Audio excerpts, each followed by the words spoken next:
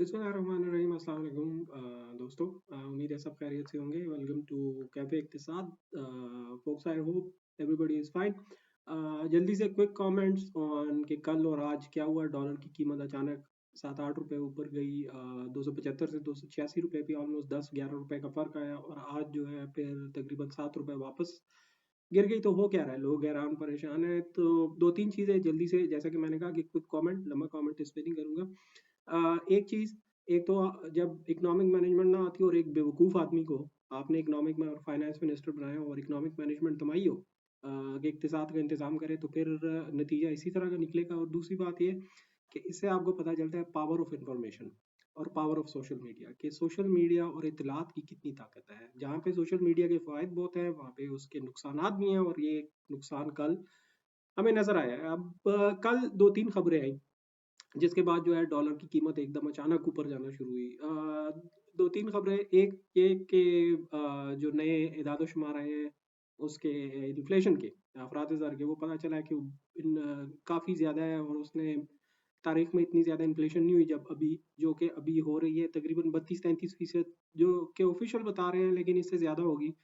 तो इससे ज़ाहिर है कि जब किसी जगह पे अफ़रात ज़र इतनी होती है, तो उस जगह की जो, उस हुकूमत की जो हुकूमत का पैसा होता है उसकी कदर जो है वो गिर जाती है। वो पहले भी कोई कदर नहीं है, रुपया बहुत बेकदरा हो गया। तो जब ये ज़ाहिर है, जब इस तरह बेकदरी होती रहती है, तो फिर लोग जो है उसका मुतबादिल ढूंढते हैं, अल्टरनेटिव ढूंढते हैं। तो डॉलर की वो जो तलब है वो उस वजह से भी बहुत ज़्यादा, और ऑलरेडी है। लेकिन कल जब ये डेटा आया तो मज़ीद हो गई। फिर इसके अलावा दो चीज़ें, एक थी कि एक खबर चली।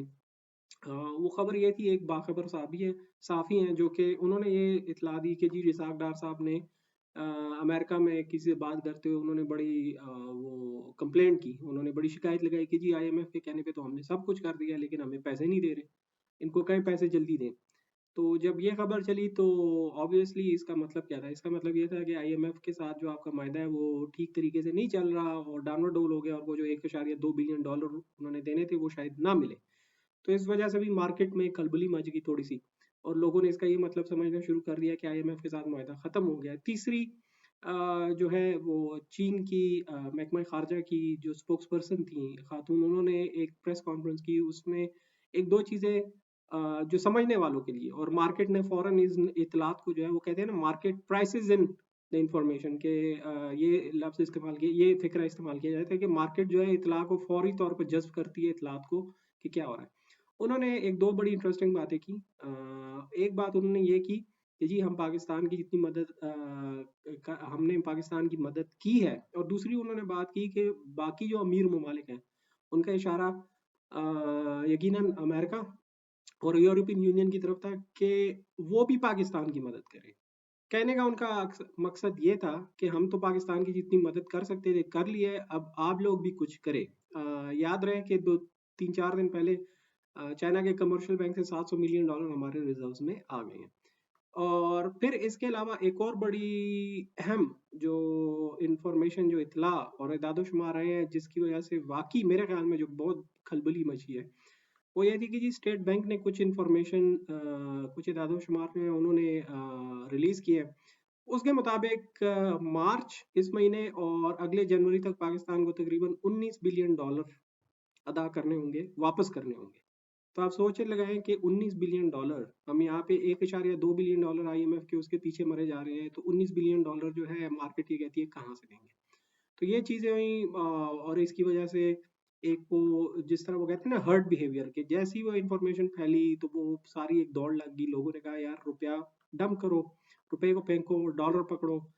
और इस वजह से एकदम वो 10 रुपए की जो जंप लगी, 10-11 रुपए की डॉलर की, आज फिर वापस क्यों आया?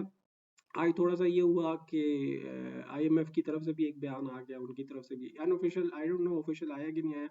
फिर गवर्नमेंट ऑफ पाकिस्तान की तरफ से भी आ गया कि जी नहीं, होपफुली अगले हफ्ते तक मुआहिदा जो है वो पूरा हो जाएगा और हमें पैसे मिल जाएँगे और सब कुछ ठीक-ठाक हो जाएगा। फिर वो वज़ीर ख़ज़ाना की प्रेस कॉन्फ्रेंस, उन्होंने बड़ी यकीन दहानी कराई कि ऐसी कोई बात नहीं है। तो उस वजह से मार्केट में थोड़ा-सा ठहराव आ गया है। तो ये कुछ हुआ जी 1-2 दिनों में। बेसिकली बुनियादी तौर पे आप देखें कि इत्तलात की ताकत कितनी है।